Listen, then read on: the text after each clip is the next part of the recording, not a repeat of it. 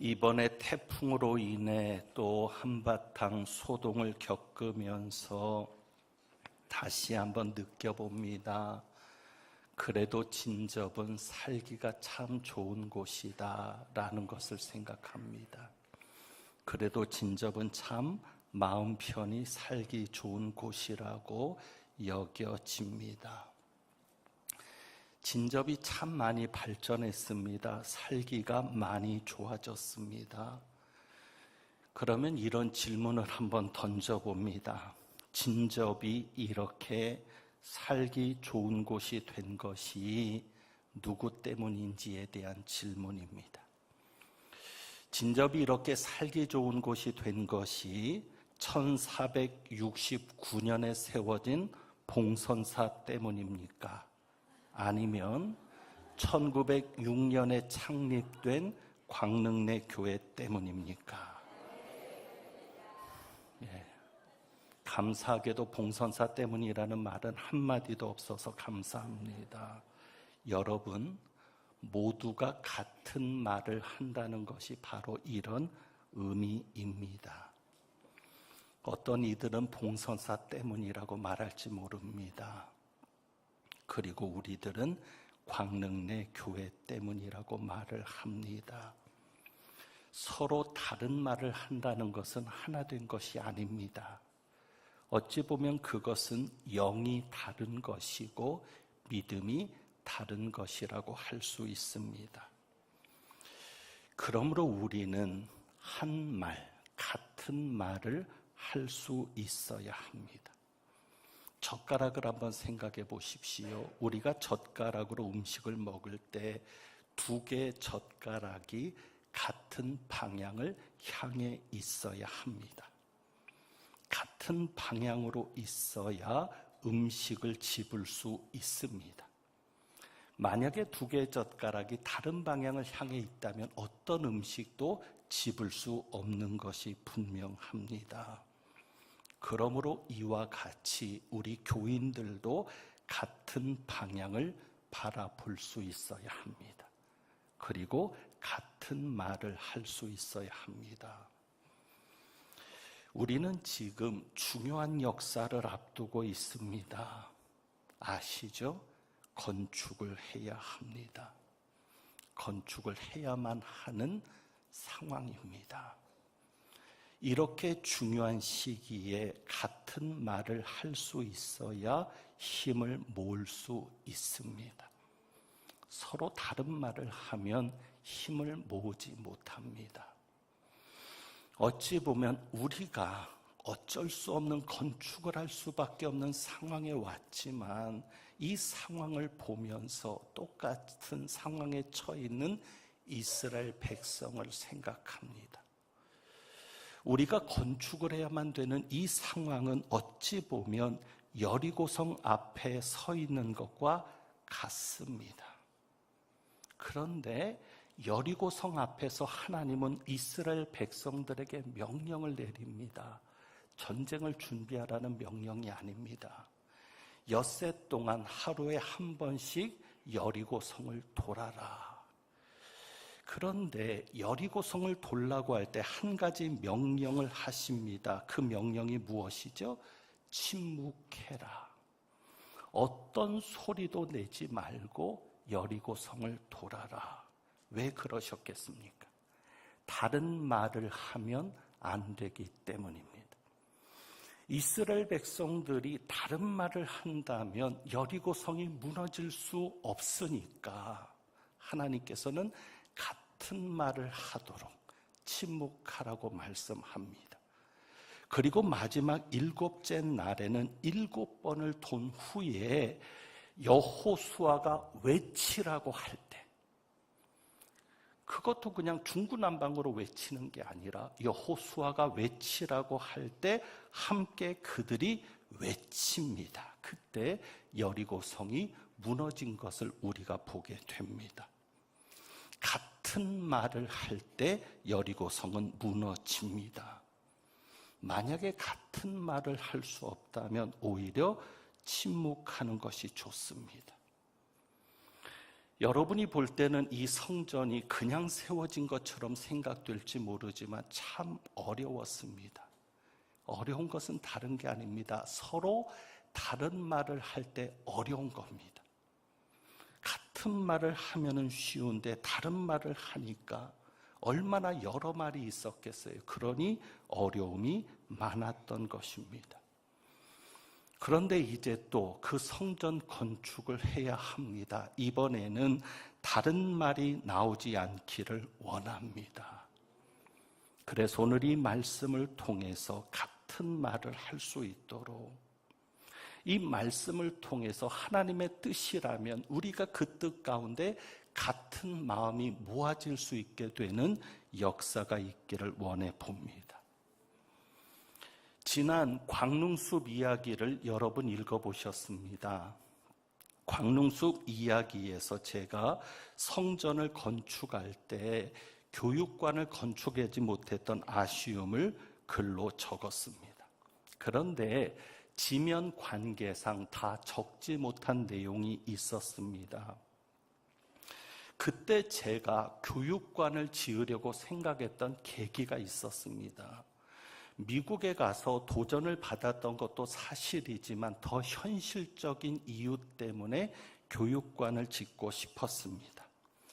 그 중에 한 가지가 무엇인가 하면 어린이집 때문입니다.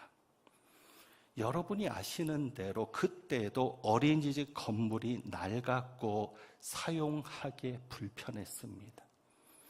우리 아이들의 동선을 고려하지 않았고요. 그 시설에서는 우리 아이들이 제대로 돌봄을 받기에 부족한 상태였습니다. 그래서 그 어린이집 건물을 허물고 그 자리에 제대로 된 교육관을 짓고 싶었습니다. 그리고 제가 그 공간에 꾸며주고 싶었던 것이 하나 있었습니다. 어린이집이 있으니까 지금은 그래도 이 지역이 많이 발전해서 도서관도 들어오고 참 다양한 시설이 단지 안에도 있습니다. 그런데 그때는 전혀 없었습니다. 어린이들을 위한 도서관도 없었고요. 그래서 저는 생각했던 것이 그 중에 하나가 우리 아이를 키우는 부모님들은 알 겁니다. 플레이 타임입니다. 플레이 타임 하면 아실 겁니다. 홈플러스 2층에도 그런 시설이 있는데 아이들이 운동하며 놀 수 있는 시설입니다. 그러니까 제가 그때 교육관을 생각하면서 한 층을 플레이 타임 같은 공간으로 꾸며주면 좋겠다. 그러면 어린이집 아이들이 마음 놓고 이용을 하고, 그리고 아이들을 가진 부모들이 와서 얼마나 편안한 시간을 보낼 수 있을까, 그런 생각이었습니다. 그래서 교육관을 짓고자 했던 한 가지 이유가 어린이집 때문이었고, 두 번째는 사택 때문이었습니다. 지금 허 집사님께서 살고 있는 어린이집 위층 사택이 그때는 제가 살고 있었던 때였습니다. 제가 거기에서 8년을 생활을 했는데, 여러분이 그냥 단순하게 생각하시면 옥탑방이라고 생각하시면 됩니다. 말이 사택이지만 그냥 옥상에 지어진 옥탑방 같은 느낌이었는데, 그러니 단열이 제대로 안 되어 있습니다. 여름에는 아무리 냉방을 한다고 해도 더운 집이었고요. 겨울에는 아무리 난방을 해도 추운 집이었습니다. 아이들과 힘들었습니다. 그런데 여러분 아는 대로 전기를 마음대로 쓸 수도 없습니다. 왜요? 전기는 여러분들의 헌금이거든요. 성도들의 헌금으로 전기세를 내는 것이니까 마음대로 쓸 수도 없었습니다. 집도 좁았습니다. 제가 지금도 선한 것이, 저희 아내는 음식을 만들려면 참 고생을 많이 했습니다. 싱크대가 있는데 도마 놓을 자리도 없습니다. 그래서 음식을 씻는 거기에 도마를 걸쳐놓고 음식을 하고 그렇게 8년을 살았습니다. 아이들이 점점 크니까 더 공간이 부족한 겁니다. 그리고 부목사님들 사택도 좋지 않았습니다. 시남리 아파트 앞에 빌라가 한 채 있었고요. 이 골목 입구에 또 빌라 한 채, 그렇게 두 채가 부목사님 사택이었는데 너무 낡았고 좁았습니다. 그래서 그런 생각을 한 겁니다. 교육관을 지으면서 제대로 된 사택을 한번 만들어 보고 싶었습니다. 결국 교육관과 함께 고민하게 된 이유는 어린이집과 사택 때문이었습니다. 그런데 의논하는 과정 중에 본당에 교육시설을 넣어 건축하는 것으로 방향이 잡혔습니다. 그래서 자연스럽게 현실적으로 당장 필요한 것은 아니니까 어린이집이라든지 사택이라든지 당장에 없는 것은 아니니까 하면서 자연스럽게 생각을 접게 되었는데, 한편으로는 교육관을 고집할 수도 없었습니다. 왜? 우리 교역자들이 좋은 집에 살자고 교육관을 따로 지읍시다라고 말할 수도 없는 것이었습니다. 그런데 그때만 해도 전혀 생각지 못했던 일이 하나 있었습니다. 그게 무엇일까요? 교육관이 이렇게 부족하게 될 것이라는 생각은 못했습니다. 저희 교회가 그때만 해도 시골 교회 아니겠습니까? 지금도 시골이지만. 그래서 이런 이야기도 나왔습니다. 우리 교회가 감당할 수 있을 만큼만 교회를 지읍시다. 그래서 600평 정도도 이야기가 나왔습니다. 600평만 짓자는 이야기도 있었는데, 공간을 따지면 그 정도로는 부족해서 대략 850평 정도 선에서 건축을 하기로 마무리를 했습니다. 그러나 이것저것 공간이 늘어져서 지금 전체 연 건축 평수가 900평이 좀 넘습니다. 4층에 있는 그 미랄실까지 900평이 좀 넘는 공간으로 건축을 했습니다. 그러니까 저희 생각에는 600평을 짓자고 했는데 900평이 넘는 공간을 지었으니 몇 평을 더 지은 거예요? 300평을 더 지은 거예요. 그러니 이 정도만 해도 부족하지는 않을 거다. 예수님 오실 때까지 그래도 잘 쓸 수 있을 거다. 그렇게 생각을 했거든요. 또 점점 출산율도 줄어드는 추세가 아닙니까? 그런데 정말 하나님의 은혜입니다. 다른 지역에서는 교회 학교가 안 된다 그러고 어린이들이 안 들어온다고 하는데 저희 교회는 부족한 겁니다. 이 본당을 질 때만 해도 부족할 것이라는 생각을 못했죠. 그러면 더 지었죠. 당연히 안 부족할 것이라고 생각했는데 교육관이 부족한 상황이 된 겁니다. 교육관을 안 지을 수 없는 상황이 된 겁니다. 이것은 전적으로 누구의 은혜입니까? 하나님의 은혜입니다. 정말 우리 교회에 주신 하나님의 복입니다. 그래서 교육관으로 시작을 하게 되었는데 여러 가지 기도하며 논의하는 중에 당회에서 방향이 수정된 것이 있습니다.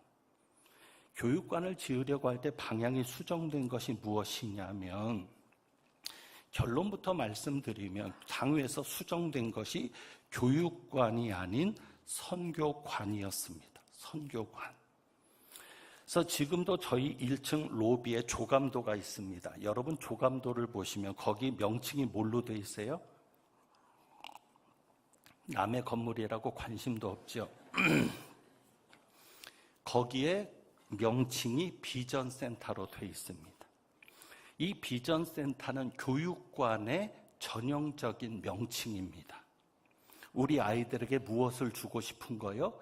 비전을 주고 싶은 거죠. 이 교육관을 통해서 우리 아이들에게 비전을 주고 우리 아이들이 그 비전 가운데서 교육을 받겠다고 하는 의지가 담긴 이름입니다. 그런데 당회에서 이제 이름을 공모하고 결정하는 가운데 이름이 확정된 것이 있습니다. 비전센터가 아닙니다. 이번에 이제 설계사분이 오셔서 여러분에게 브리핑을 할 겁니다. 주일 낮 예배 때. 그때 모든 것을 오픈하려고, 이름까지도 그때 오픈하려고 했었는데 당회에서 여러 이름 중에 결정한 이름이 무엇이냐면 과관련 센터입니다. 과관련 센터. 그러니까 앞으로 지어질 건물의 이름은 과관련 센터입니다. 여기에는 두 가지가 더 들어갑니다. 하나는 역사성입니다. 과관련이라는 분이 누구죠? 알렌 팍입니다. 알렌 클라크. 누구죠? 저희 교회를 세우신 선교사입니다. 그러니까 그 선교사의 이름으로 건물을 명명하면서 우리 교회가 1906년에 세워진 교회라는 것을 잊지 않는 겁니다. 그리고 또 하나는 선교사의 이름으로 건물을 지으면서 우리 교회가 어떤 교회로 나가겠다는 거요?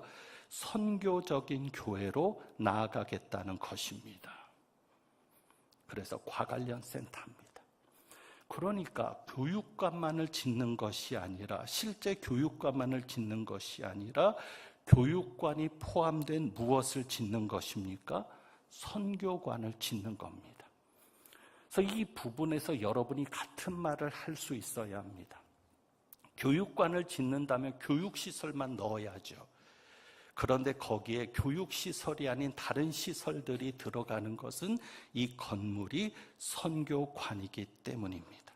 그러니까 교육관을 포함하고 있는 선교관입니다.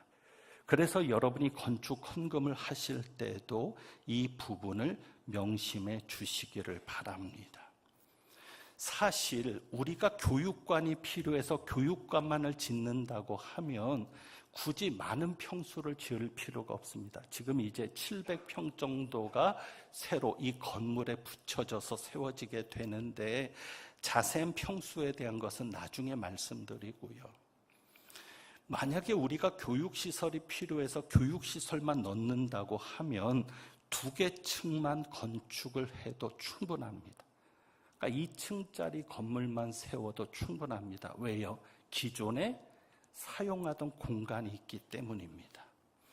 지금 이 본당이 200평 바닥 위에 세워졌습니다.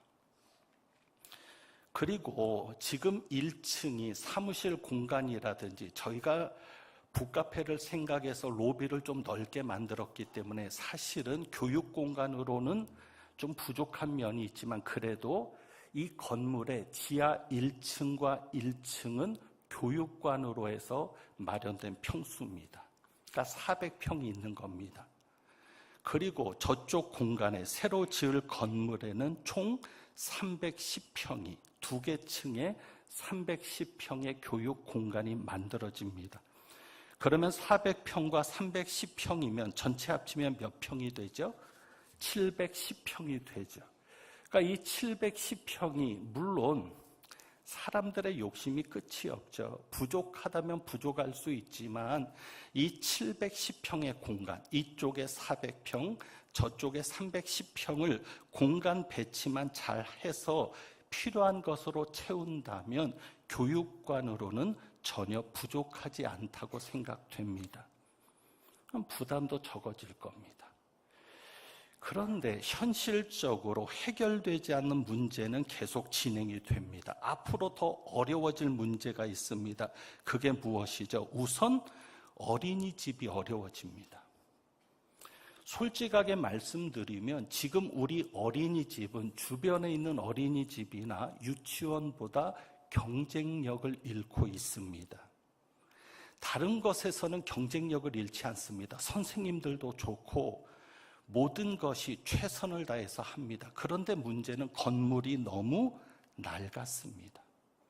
건물을 보고는 부모님들이 보내고 싶은 마음이 적어지는 겁니다.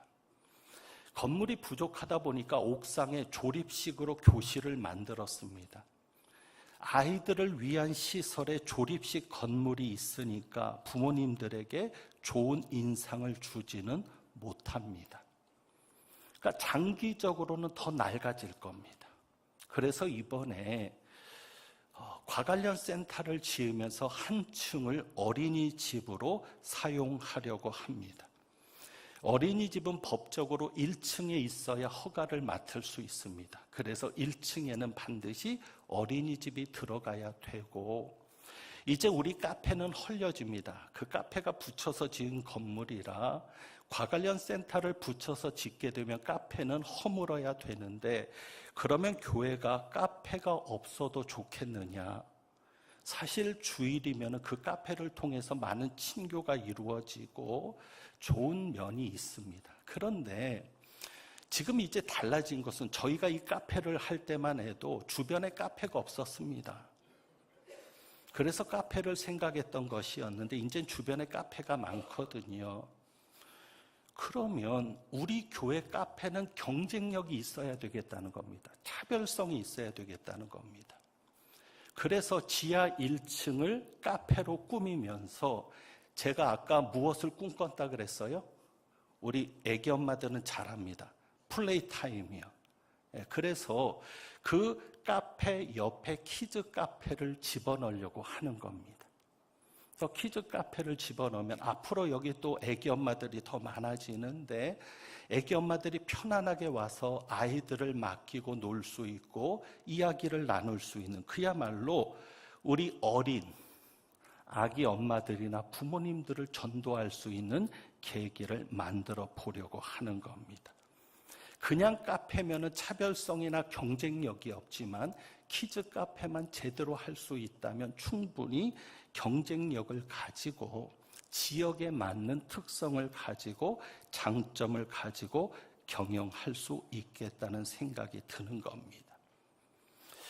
또 하나 그냥 교육관만을 건축하려고 할 때 남는 문제가 있습니다. 사택 문제도 그대로 남아있게 되죠. 여러분 아시는 대로 요즘 월세와 전세가 계속 오르고 있습니다. 지금은 저희가 감당하지만 앞으로 건축이 끝나면 빚이 많아집니다. 갚아야 될 이자와 빚이 많아지는 상황에서 사택의 월세와 보증금은 부담이 될 수밖에 없습니다. 교회가 감당할 수 없으니까 월세가 오르고 보증금이 오르면 자연스럽게 사택의 규모를 줄일 수밖에 없는 상황이 되는 겁니다. 그러면 결국 옛날처럼 그러한 좁은 사택을 가질 수밖에 없게 되죠. 그래서 지금 교회들은 교육관을 지으면서 사택을 집어넣고 있는 것이 추세입니다. 왜냐하면 전 월세에 대한 부담 때문입니다. 이러한 현실 속에서 당회는 현실적인 판단을 했습니다. 저희 교회는 모든 것을 다 공개할 수 있습니다. 전혀 여러분에게 재정에 대한 자료를 공개하는 데 있어서 거리낌이 없습니다. 한 번도 드리지 않았던 이야기를 드려보면 저희 교회는 지금 사택 보증금으로 묶여있는 돈이 1억 6천입니다. 우리 부목사님들 사택, 세 분의 사택이 밖에 있는 아파트들입니다. 거기에 보증금으로 묶여있는 돈이 1억 6천 정도가 됩니다. 그리고 세 분의 아파트에 월세로 나가는 돈이 약 140만 원 정도가 됩니다. 당회가 현실적으로 좀 생각을 한 겁니다. 계약 기간이 끝나면 월세를 올려주고 보증금을 올려주어야 되고 그렇지 않으면 2년마다 이사를 하는 그러한 번거로움과 비용이 발생하면서 형편이 안 되면 평수를 줄여서 가야 됩니다. 그러니까 이런 현실 속에서 만약에 우리가 사택을 짓는다고 하면 사택에 대한 보증금 1억 6천을 현찰로 가질 수 있게 됩니다. 그러니까 1억 6천을 가지고 건축을 할 수 있고 그리고 생각해 보면 월세가 140만 원이 나가는데 이 140만 원을 이자로 감당한다고 하면 그러니까 140만 원을 월세가 아닌 이자로 감당을 하면 5억 정도를 대출을 받을 수 있는 겁니다. 그러니까 우리가 월세로 나가는 비용을 나가지 않고 이자로 감당하겠다고 하면 5억 정도의 빚은 감당할 수 있습니다. 그러니까 당회가 볼 때는 현실적으로 이것은 오히려 교회가 부담 없이 건축을 하는데 도움이 된다라고 판단을 했고 그리고 월세라는 것은 없어지는 돈입니다. 하지만 이자는 어찌 보면 없어진다라고도 생각할 수 있는데 사택을 건축하려면 건축비가 드는 것은 사실입니다. 하지만 그것은 그냥 없어지는 게 아니라 건물로 남습니다. 그리고 이 건물의 가치는 점점 더 올라가게 될 겁니다. 그래서 여러 가지 상황을 볼 때 사택을 집어넣는 것이 장기적으로는 도움이 되겠다. 이렇게 당회가 판단을 한 겁니다. 그래서 종합적으로 이야기를 해보면 설계하시는 분이 와서 자세히 말씀을 할 텐데, 공간 구성이 이렇게 됩니다. 지하에는 카페와 키즈 카페가 들어가고 샤워실이 들어갑니다. 우리가 그동안 샤워실이 없어서 불편했는데 샤워실이 들어갑니다. 그리고 1층에는 어린이집이 들어갑니다. 그리고 2층과 3층에는 각 교회 학교에서 사용되는 실로 꾸며지는데 2층은 우리 본당하고 높이를 같이 합니다. 본당하고 높이를 같이 하면서 거기에 큰 예배실을 하나 넣습니다. 250석 정도 되는, 지금 우리 1층 실로암실보다 큰 예배당을 넣습니다.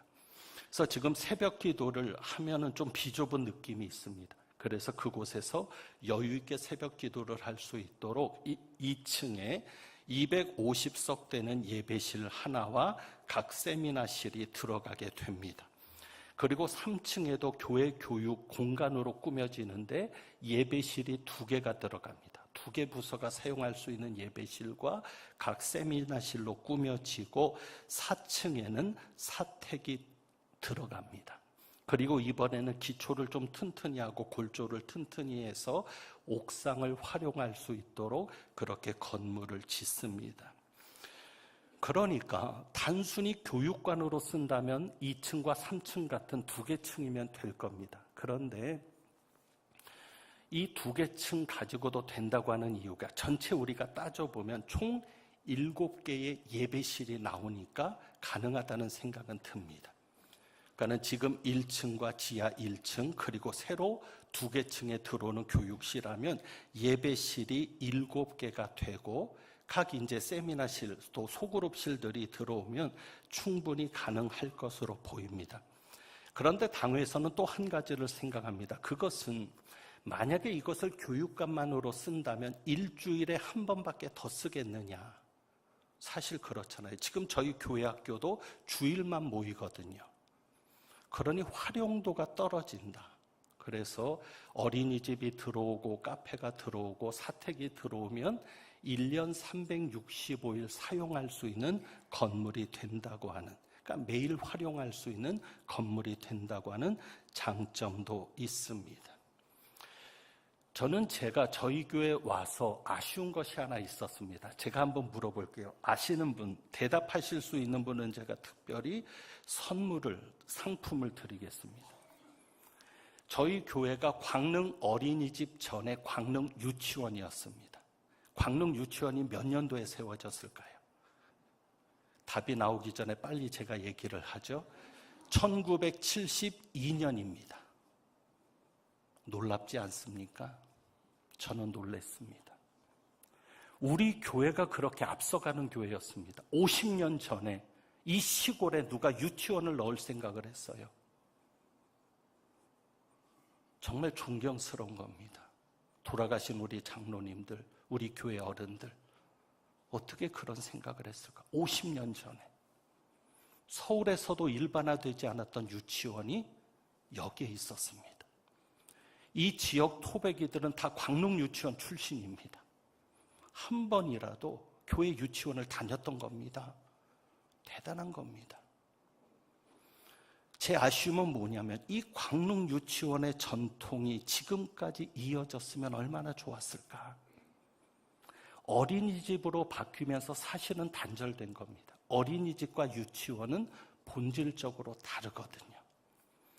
그래서 이번에 새로 과관련 센터에 어린이집을 넣게 되면 정말 우리가 제대로 좀 키워서 광릉 유치원의 맥을 이어가면서 선도적인 교육기관으로 세워지면 좋겠다. 유치원 이상의 교육과 돌봄을 제공하고요. 만약에 현실적으로 문제가 된다면 어린이집이라는 간판보다 유치원이라는 간판도 우리가 바꿔볼 수 있는 기도도 할 수 있고요. 그런 생각을 하게 됩니다.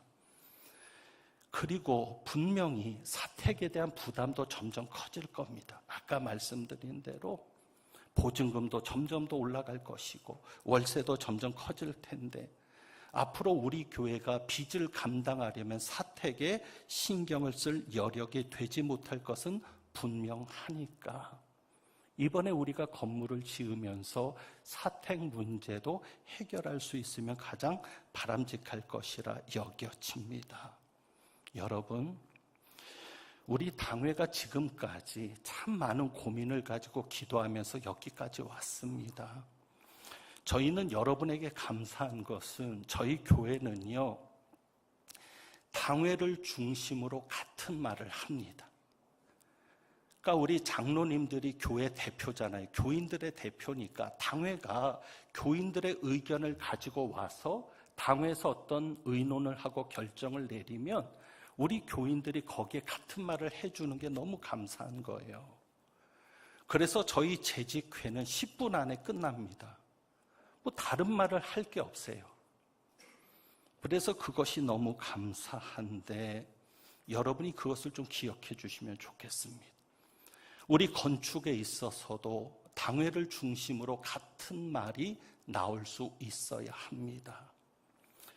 여러분이 볼 때는 제가 어떤 목사처럼 보입니까? 밖에서 저에 대한 이야기가 한 가지 있습니다. 여러분 한번 생각해 보세요. 밖에서 주변에서 저를 이렇게 평가합니다. 김 목사는 당회에는 꼼짝을 못하는 목사라고. 여러분 그렇게 보이세요? 제가 당회에 꼼짝 못하는 목사 같으세요? 제가 당회장이지만 사실 그렇습니다. 그런데 그것은 제가 꼼짝을 못하는 게 아니라 참는 겁니다. 가정에서 남편과 아내가 싸움을 하게 될 때 누구 하나가 참으면 싸움이 안 돼요. 그러니까 제가 진리가 아닌 것에는 싸웁니다. 그러니까 저는 두 가지만 아니면 다 양보할 수 있습니다. 목사의 고집도 아닙니다. 목사 마음대로 할 수 있는 게 교회도 아닙니다. 목사 교회도 아니니까. 두 가지만, 하나는 하나님의 뜻이 아닌 것, 성경에 위배되고 진리에 위배되는 것이라면 양보하지 못합니다. 그것은 제 목사직을 걸고라도 싸울 겁니다. 또 하나는 분명히 이것은 교회에 해가 되고 교인들에게 피해가 되는 것이라면 제가 양보할 수 없습니다. 그러나 그것 외에는 양보할 수 있습니다. 같은 말을 하기 위해서 제가 침묵할 수도 있습니다. 여러분도 마찬가지입니다. 오늘 하나님께서 주신 말씀에 이렇게 얘기합니다. 모두가 같은 말을 하고 너희 가운데 분쟁이 없이 같은 마음과 같은 뜻으로 온전히 합하라. 하나가 되어야지만 큰 일을 이룰 수 있습니다. 가정도 마찬가지 아닙니까? 분열된 가정이 제대로 되는 가정이 있어요. 우리가 하나가 되면 하나님께서 역사해 주십니다. 하나님은 분열된 교회에 역사하지 않습니다. 성령님은 분열된 교회에 자신을 드러내지 않으십니다. 그래서 여러분이 같은 말을 해줄 수 있기를 원합니다. 일반적으로 보면 이런 얘기를 합니다. 오늘 광고 시간이 좀 길어져서 제가 설교가 길어진 거지 설교를 지금 길게 하는 게 아니에요. 이 30분에 맞춘 건데 이렇습니다. 항상 보면 일반적인 통계가 그래요. 어느 가정이나 어느 단체나 어느 조직이든지 3분의 1은 항상 반대한다. 그러니까 그 3분의 1은 무슨 얘기를 하고 무슨 안건을 해도 또 반대하는 겁니다. 그게 항상 3분의 1이 있다는 거예요. 3분의 1은 항상 예스하는 사람. 그런데 하나님의 일에 있어서만큼은 하나가 돼야 되지 않겠습니까?